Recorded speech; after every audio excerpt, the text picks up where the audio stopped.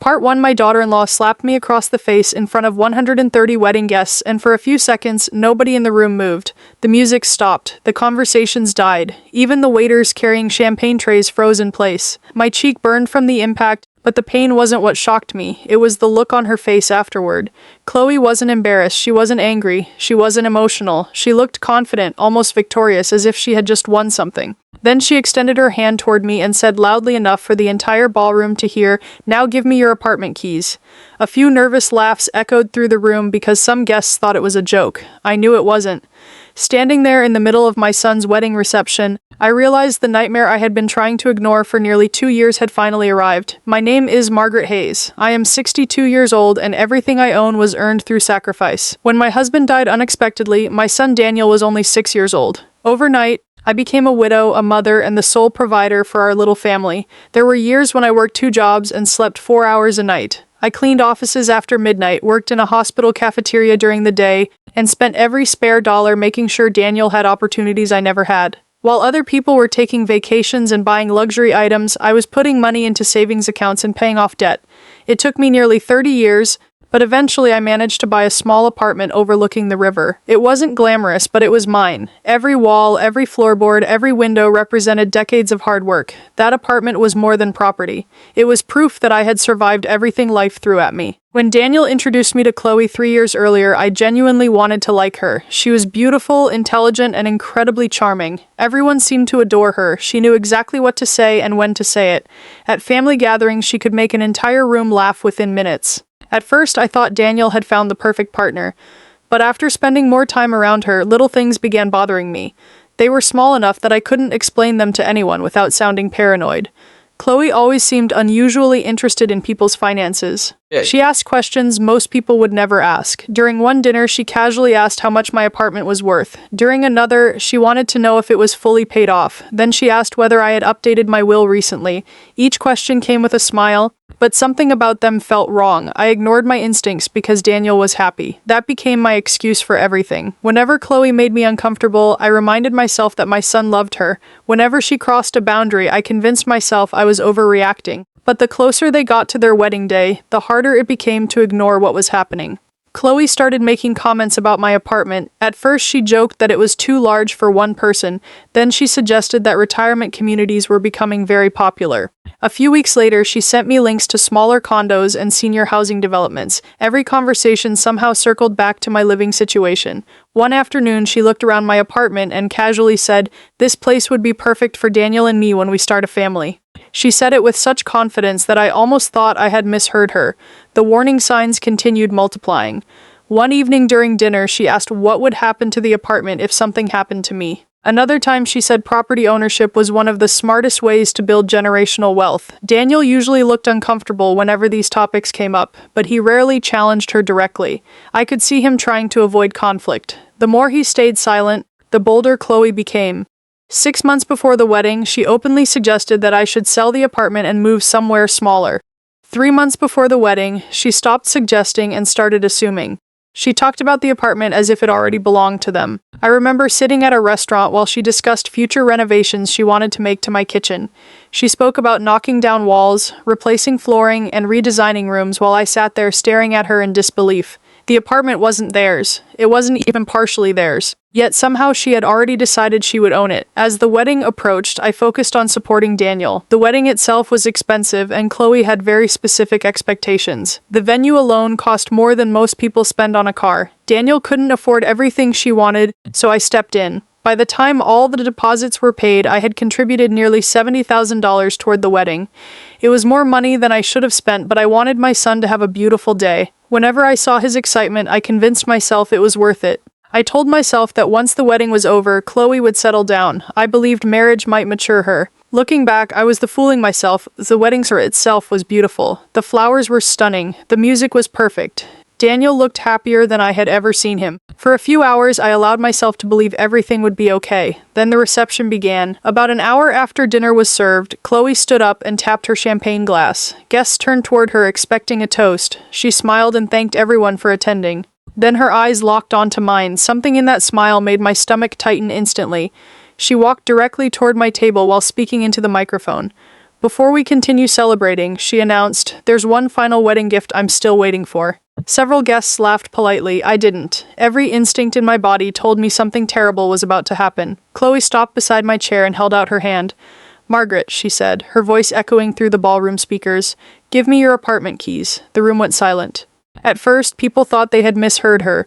Then whispers started spreading across the tables. Daniel's face turned pale. I slowly stood up and asked what she was talking about. Chloe laughed as though I were being difficult. She told everyone that Daniel and I had supposedly discussed giving them the apartment as a wedding gift. That was a complete lie. I had never promised anything remotely close to that. When I calmly told her no, her expression changed instantly.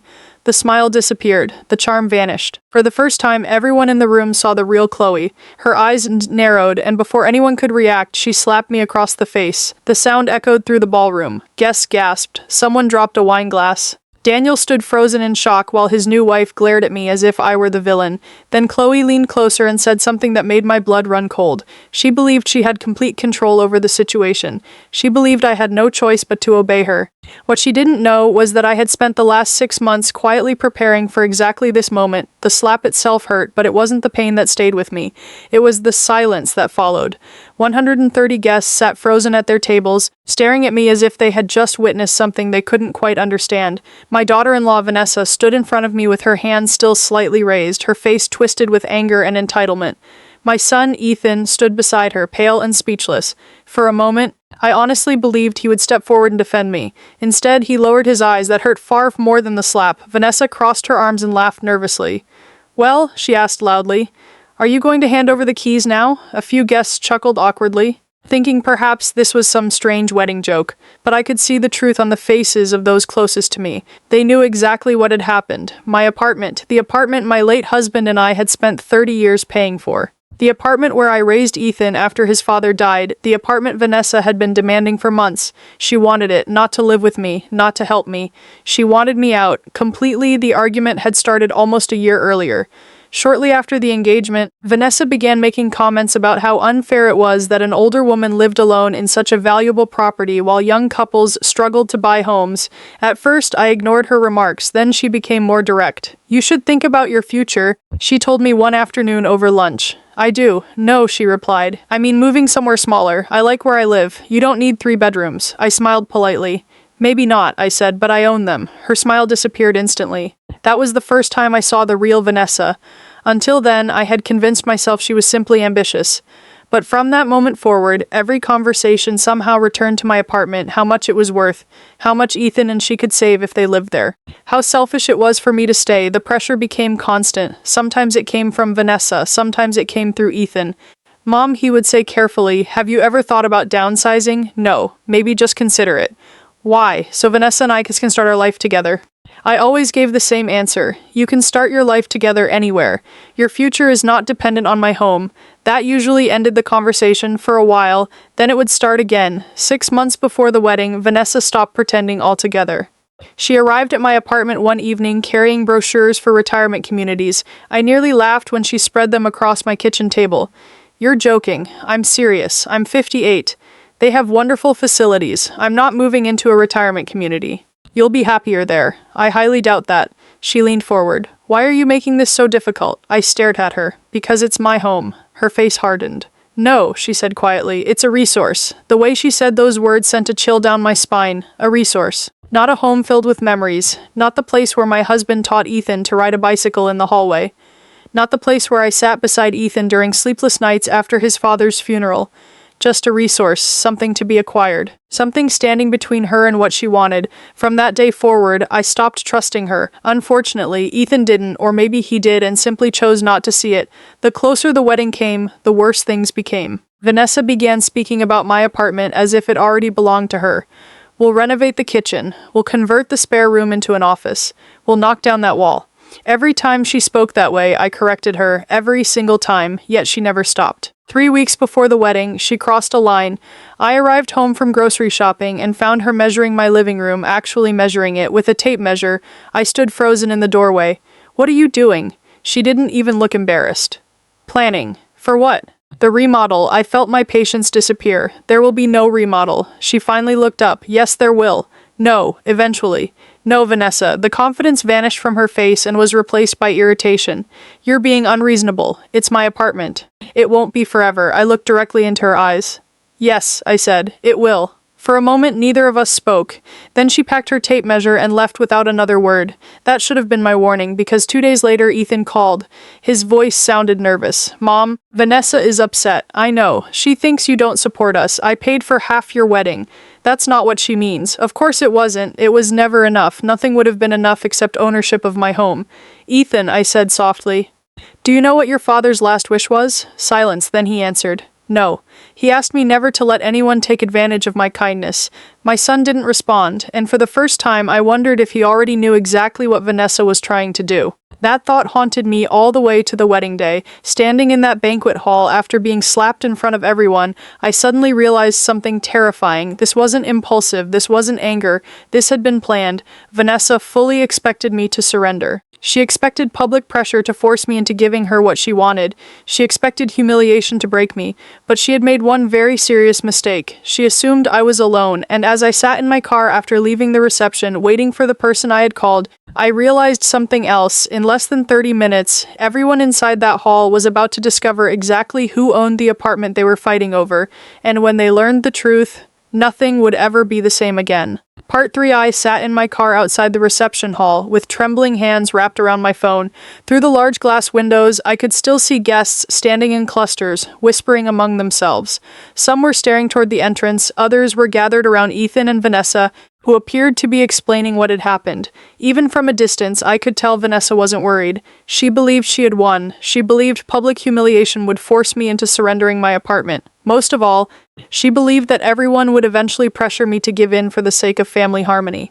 What she didn't know was that 6 months earlier, when her obsession with my apartment had become impossible to ignore, I had quietly taken steps to protect myself. At the time, I hoped I would never need them. Sitting there now, I realized I was about to use every one of them. 28 minutes after I made the call, a black luxury sedan pulled into the parking lot.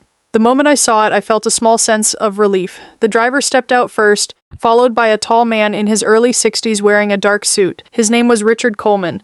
To most people, he looked like a successful businessman. To me, he was something far more important. He had been my late husband's closest friend for nearly 40 years. After my husband died, Richard had quietly helped me navigate legal matters I barely understood. He knew every detail of my finances, my property, and most importantly, the documents my husband left behind before his death. Richard approached my car and immediately noticed the red mark still visible on my cheek. His expression darkened. "She actually hit you?" he asked.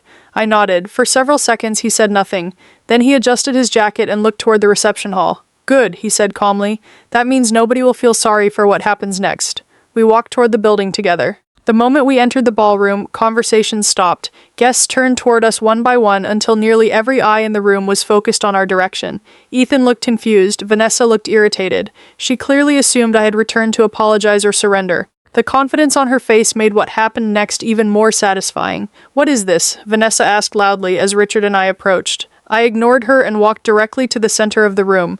Richard remained beside me. The wedding band had stopped playing. Even the servers stood motionless. Nobody wanted to miss what was happening. Vanessa crossed her arms. "Well," she demanded, "did you finally come to your senses?" I looked at her for a moment before turning toward the guests. "I think everyone deserves to know why my daughter-in-law has spent the last year trying to force me out of my own home." Murmurs spread across the room immediately. Vanessa laughed nervously. "Don't be dramatic." But I wasn't speaking to her anymore. I explained everything. The brochures, the comments about retirement communities, the endless discussions about property ownership, the measuring tape in my living room, the pressure, the manipulation, the demands. At first, many guests looked shocked. Then they looked uncomfortable. Then they started looking directly at Vanessa. Several members of her own family seemed horrified. Ethan stood completely still, his face growing paler with every sentence. When I finished, Vanessa suddenly stepped forward. "You're twisting everything," she shouted. "We were only trying to help you." A few guests exchanged skeptical looks. Even they didn't seem convinced. Richard finally spoke for the first time. His voice was calm, controlled, and impossible to ignore. "If that were true," he said, "then perhaps you can explain why you hired a real estate consultant 3 months ago to estimate the resale value of Mrs. Hayes' apartment." The room went silent. Vanessa's face instantly lost color. I watched panic flicker across her eyes. She hadn't expected that, not even close. "What are you talking about?" Ethan asked. Richard reached into a folder he had carried under his arm and removed several documents. The consultant's report was delivered to your wife electronically on March 17th. He handed copies to Ethan. These documents include renovation estimates, projected resale profits, and projected market value after ownership transfer. Ethan stared at the pages. The color drained from his face so quickly that I thought he might collapse. Guests leaned closer, trying to see the paperwork. Vanessa suddenly grabbed Ethan's arm. Don't listen to this. But Ethan pulled away. For the first time all evening, I saw genuine anger appear on my son's face. You told me you were only looking at neighborhoods, he said quietly. Vanessa opened her mouth, but no words came out. Ethan looked down at the documents again. You told me these reports were for future investments. The room felt frozen. Nobody moved. Nobody spoke. Then Ethan looked up. Were you planning to sell my mother's apartment? Vanessa tried to answer, but the silence itself became her answer. The next few minutes felt unreal. Guests who had been celebrating only an hour earlier were now watching a marriage fall apart in real time. Members of Vanessa's family began confronting her. Her father looked furious. Her mother looked embarrassed beyond words. One of her cousins simply walked out of the room. Everywhere I looked, people were whispering. The perfect image Vanessa had spent years creating was collapsing around her. Yet Richard wasn't finished. He opened the folder again and removed one final document. The one piece of paper that changed everything. My late husband's final legal instructions. Richard handed it directly to Ethan. Your father asked that this remain confidential unless it became necessary. Ethan unfolded the pages. His eyes widened, then he looked at me, then back at the document. And then he whispered something I will never forget. Oh my God. Because at that exact moment, he discovered the truth about the apartment, a truth neither he nor Vanessa had ever known. And once that secret became public, the entire wedding reception would explode into chaos. Part 4. Final. The ballroom was so quiet that I could hear the faint hum of the air conditioning system overhead. Ethan stood motionless in the center of the room, staring at the document in his hands as though the words were changing every time he read them. His face had turned completely pale. Across from him, Vanessa looked increasingly nervous. For the first time all evening, her confidence was gone. The woman who had slapped me in front of 130 guests now looked genuinely frightened. Richard remained beside me without saying a word. He knew exactly what was written in those papers because he had helped my husband prepare them years earlier. I watched Ethan's eyes move across the page one final time before he slowly looked up at me. There was confusion, shock, and sadness in his expression. Then he asked the question everyone in the room was thinking. Mom, is this true? I nodded quietly. The silence that followed felt endless. More than 30 years earlier, when my husband was diagnosed with a serious heart condition, he had become obsessed with making sure I would never struggle financially if something happened to him. We weren't wealthy people, but he spent months working with lawyers and financial advisors, creating a plan that would protect me long after he was gone. One part of that plan involved the apartment. Although I lived there and paid the mortgage alongside him for years, the ownership structure was far more complicated than anyone realized. My husband had placed the apartment into a protected family trust with extremely specific instructions. The trust allowed me to live there for the rest of my life without interference from anyone. However, the property could never be sold, transferred, inherited, gifted, borrowed against, or legally claimed by any spouse who entered the family through marriage. When I passed away, ownership would transfer not to Ethan directly, but to a charitable foundation my husband had secretly established in memory of his parents. The apartment would eventually be sold, and every dollar would be used to provide housing assistance for widows struggling after losing their spouses. The room erupted into whispers. Vanessa stared at me, then at Ethan, then back at Richard. You can't be serious, she said. Richard calmly removed another document from the folder. The trust has been legally binding for 29 years. Vanessa's face twisted with disbelief. No. It's been reviewed and upheld multiple times. No. Richard nodded. There is no legal mechanism that allows anyone to take possession of the apartment. For several seconds, Vanessa simply stood there. Then something inside her seemed to snap. She started shouting. She accused me of lying. She accused Richard of fabricating documents. She accused Ethan of betraying her. She accused everyone except herself. The more she spoke, the worse she looked. Guests who had been whispering moments earlier now openly stared at her with disgust. Several members of her own family looked horrified. Her father buried his face in his hands. Her mother looked like she wanted the floor to swallow her whole. Meanwhile, Ethan continued reading through the trust documents, and every page seemed to make him more devastated. Eventually, he lowered the papers and looked directly at Vanessa. Did you know? He asked. Vanessa froze. The question wasn't loud, but it carried across the entire room. Did you know about the consultant reports? She didn't answer. Did you plan all this? Still silence. Then Ethan asked the question that destroyed whatever remained of their marriage. Did you marry me because you thought you'd eventually get the apartment? The room felt frozen. Vanessa opened her mouth. closed it, looked around the room, then finally said the worst possible thing. That's not fair. Not no. Not of course not. Not I love you. Just, that's not fair. The expression on Ethan's face broke my heart because in that moment he got his answer. I had spent years protecting him from pain, but some lessons can only be learned firsthand. Ethan slowly removed his wedding ring. The movement was so small that many guests didn't notice at first. Vanessa did. Her eyes widened immediately. He placed the ring on the nearest table. Ethan, don't do this. His voice remained calm, calmer than I had ever heard it. I spent 2 years defending you. Vanessa shook her head. Ethan, I ignored every warning sign. Tears began running down her face. Ethan, please. He looked at her sadly. Did you ever love me? The question hung in the air. Vanessa couldn't answer. And that silence answered everything. A few moments later, she started crying uncontrollably. Not the angry tears she'd shown earlier. Not the dramatic tears people use when they're caught. These were genuine panic tears. Because she finally realized she had lost everything she wanted in a single evening. The apartment was unattainable. Her reputation was destroyed. Half the guests were already leaving. Her own family looked embarrassed to stand beside her. Most importantly, Ethan no longer looked at her the way he once had. One by one, people began walking out of the ballroom. The celebration was over. Conversations filled the room as guests gathered their belongings and headed toward the exits. Some stopped to hug me. Others apologized for what had happened. Several people admitted they had suspected something was wrong but never imagined it was this bad.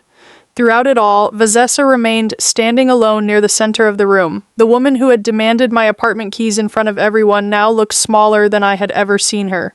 Eventually, Ethan walked toward me. For a moment, neither of us spoke. Then he wrapped his arms around me. I'm sorry, Mom.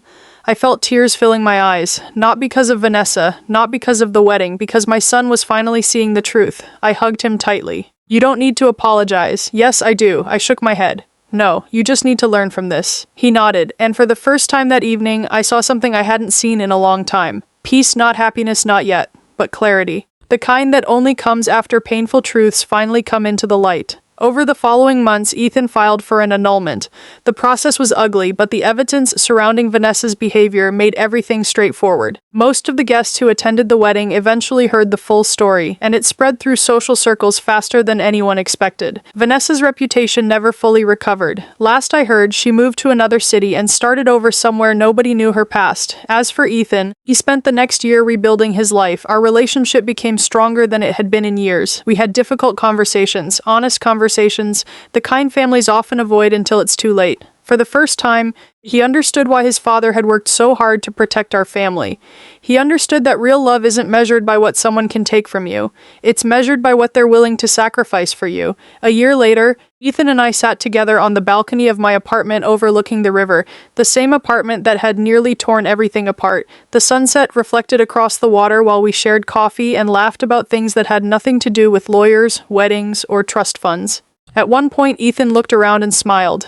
Dad would have loved this view. I smiled too. He always did. And in that moment, I realized something important. Vanessa thought the apartment was valuable because of its price. She spent years seeing it as money, opportunity, and status. But she never understood its true value. The apartment wasn't important because it was worth a fortune. It was important because it represented love, sacrifice, loyalty, and every struggle my husband and I survived together. Those things could never be stolen, demanded, or inherited. And that was the lesson Vanessa learned far too late.